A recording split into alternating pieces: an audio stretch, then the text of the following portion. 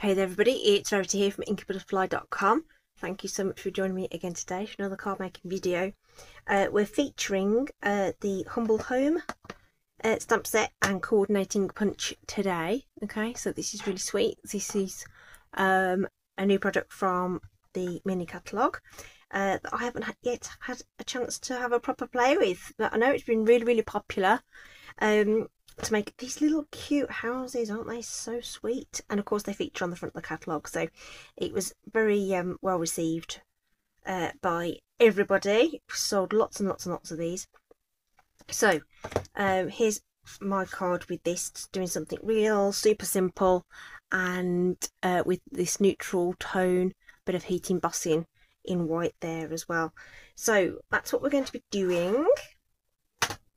And this is basic beige with some crumb cake cardstock, and I've stamped in early espresso. So just to sort of mix it up, I'm going to substitute the crumb cake for pecan pie to give it a bit of a different look. Okay, so we'll just get moving on that. So basic beige card base here, and a panel which is what I call a full card panel, as that will measure 4 by 5 3/4, and then I've just got this scrap of pecan pie, which hopefully is big enough, which I didn't actually check. Yep, it is. Not height wise, but that way. Yep, that's fine. Okay. So we are going to do heat embossing. So I'm just going to bring in my Stampin' Editions set that's got so what does that come with? That comes with these items. So you get a brush, the tweezers, the reversible tweezers, the tidy tray, and an embossing buddy. And to do the embossing itself, you need a clear embossing ink. So Versamark is the one that is available through Stampin' Up. And we also need some embossing powder. So the Wow embossing powders, the basic set, has white, clear and black in it, so we'll get the white. It's going to be used today, so that's ready. But before we do our stamping, we just need to rub over with some anti-static powder. So this just removes any excess moisture, fingerprints and that kind of thing, which might pick up our embossing powder. Couldn't speak then. And then we're going to use this clear ink, get that really well coated. Stamp our little houses. Okay, I'm going to be punching those out, so plenty of room there to get the punch around it. Okay, so you could just about see there. Okay, and if you're not sure where something is on the when you're doing a sheet of embossing or something, if you knock your powder all over the top of it, that means you can see it, which means you can then carry on and do something else if you want to. Okay, and even if you sort of, you know, we're going to pop on a whole heap of powder, but most of it comes back off again. Okay, and then if you do have any stray bits, you can just knock those off with your brush. Okay, so that's ready to heat set in a minute. Okay, and then this will just help us keep things tidy. I am going to use that again though, so I'm just going to tidy away that excess just for a moment. Okay, because we want to stamp onto this piece of basic beige. So again, get the lots of ink on there, tapping it all over to make sure that gets coated. I'm going for just above centre, preferably without any hairs on it. And I'm going to pop this one on just off to the right here, and then we'll put one off to the left. Hopefully that's straight. just looking at the line of that house there to see how that is lining up. It'll be fine, I'm sure. Then we'll do that again. Lots of light tapping. Make sure that's well coated. It's very difficult to know whether you've got it well coated because it's clear, obviously. So, and again, I'm aiming to get that lined up as well as I can with the other house on the right hand side, and we're going to land there. If it's slightly off, I'm not going to worry about it.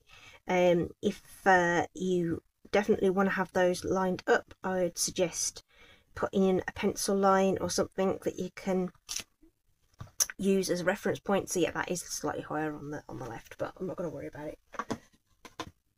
Okay. It is harder to line up things when you're filming as well, because ideally I'd want to put my head right where you guys are watching from. Okay, so again, we'll just pour the powder on and just tilt that in the light a little bit just to make sure everything's got a nice coating. I just want a little bit more on the top of that. There's there. There we go. Okay, that looks good. And we'll tip this away back in its pot, ready to use again. Just keeps us all nice and tidy. Well, tidy-ish anyway. We are crafters after all. Don't only get so tidy. Okay, so now we need to heat set all this powder. It's going to melt with some heat and then go from this dull powder to a shiny image. Okay, so we're going to get that warmed up. It's going to be really loud, so if you like the noise and you want to listen to it, please do. If not, now's the time to mute, and I'll see you back in a minute.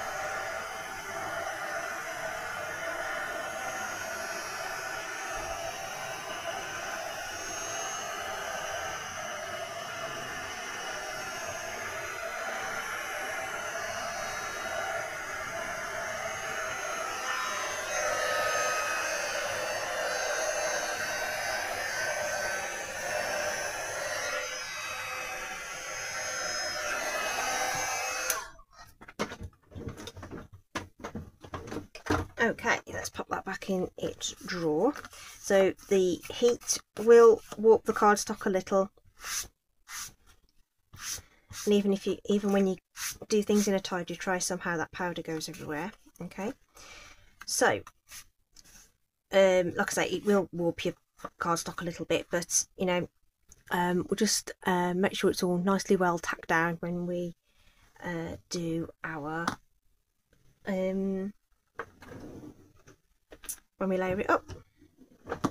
Okay, so just to add a little bit of detail to this, I'm going to just pop some ink onto a block. This is the basic beige ink, and I'm going to use one of these blending brushes to pick up that ink and just colour in some little parts of that image. So we can just pick up that ink and put that in there. Totally optional, don't have to do this detail. Of course you can colour it with other mediums as well, but there's no coordinating blend marker for this colour. I'm not actually sure there's a Stampin' Up marker actually. If there is, I don't have it. So we're just going to use this method just to add that ink on. You could do this with the dampest of paintbrushes. This is not watercolour cardstock, so it won't take a lot of water. But if you use a very, very, you know, practically dry brush, you'll probably get away with it. Just going to colour in the outermost window because you're not going to see that past the one that we're going to pop in the middle. Okay,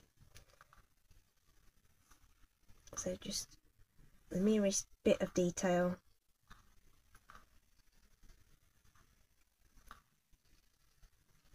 Probably not going to see those either. Okay, it just helps them pop a little bit. Okay, all right, and we can do a similar thing with our little feature house as well. Okay, but in this case I think we're going to use the early espresso ink, just so it's a little bit darker. So you just want to wipe that excess ink off. Just use your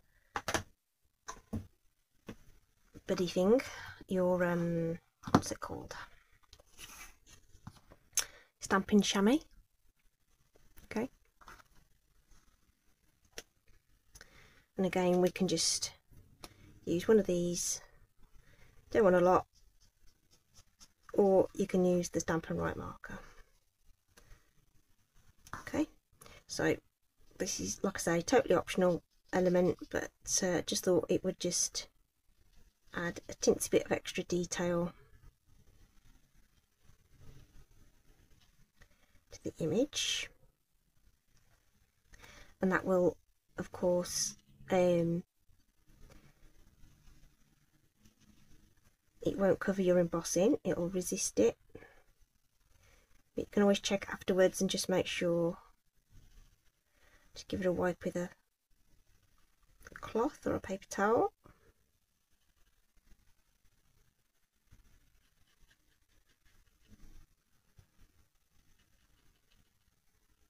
And you can just build up that colour as much or as little as you like. Again, we'll just go into these little details down here. It's almost like a gingerbread cottage, I would say.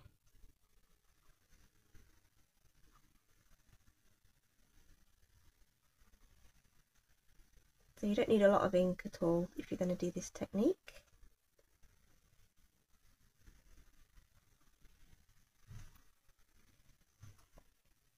Okay, I just went round the door as well, so that's going right over that embossing, but we can just wipe that over.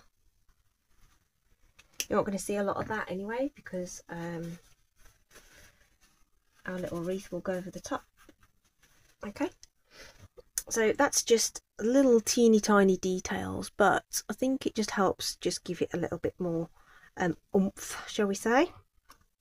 I'll leave that there for the and then we just need to punch this out, and when we punch this out we will also get a little teeny tiny heart, which I decided to use as a little embellishment underneath the sentiment.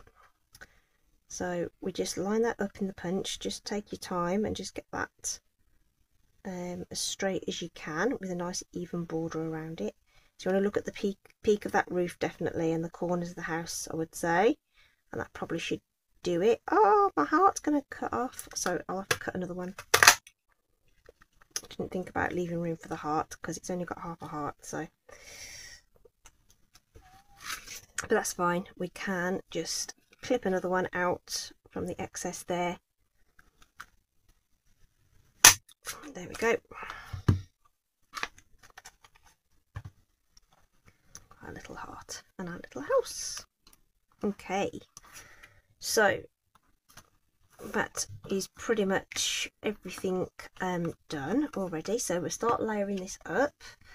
So we'll just use some Stampin' Seal, and I'm just going to put an extra couple of lines on this because of that little bit of warping that we've had from the heat embossing. So this should lie nice and flat because we've got that extra adhesive on it. Okay, give that a nice press, and on the back as well. Okay, and our little house, I'm going to use some of these little edgy bits, these little offcuts from the edges, because that's going to nestle right at the top there really nicely, and we'll have a couple of them at the bottom there to secure that. So just a little bit of dimension there just to make everything pop. Now these houses aren't quite straight, which means I'm going to put this one just a little bit further down. If I'd have managed to get it straight, I'd have lined it up. I think it looks nice with these little offset little houses. I'm just trying to make sure it's sort of central though, which I don't think it is.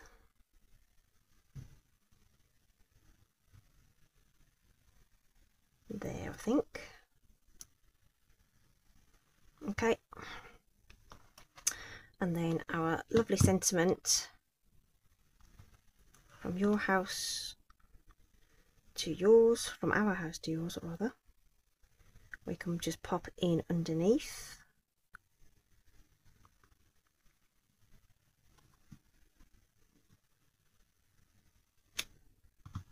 That might even be straight. Okay, and then the little thing that I did off camera was I stamped and fussy cut the little wreath that's in the set and just coloured that in with some Stampin' Blends. Okay, just so that that's there. Okay, so the catalogue features it up on the rafter there, or whatever that bit of the house is called, but I've opted just to put it onto the house. So I'm just going to use a dab of glue, and I mean a dab, to position these, and I'm going to use the Take Your Pick tool and another handy device to position that on there.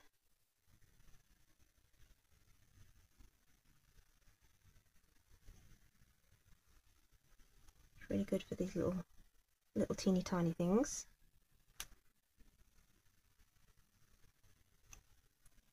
So your fat fingers don't get in the way when you're manoeuvring little teeny tiny things. Even the skinniest of fingers gets in the way. Okay, so obviously they're going to need a little bit of time to dry, but other than that, that is our card done for today, with the lovely Humble Home bundle and our lovely basic beige card bases there. Absolutely love this colour. It's so versatile. I think I like the stronger colour. It gives a bit more of a contrast, but kind of you know, there's your choice for what you want to do and what look you're going for. So I hope that's given you an idea of something that you can create. It wasn't too difficult or time consuming actually as well, so it's another one that you could potentially, you know, emboss a few different little houses and maybe just do the front rather than do the background, just to save some time. So there's an idea for you as well. Thanks so much for joining me. I hope everyone's staying safe. Do take care, and I'll see you again soon. Bye.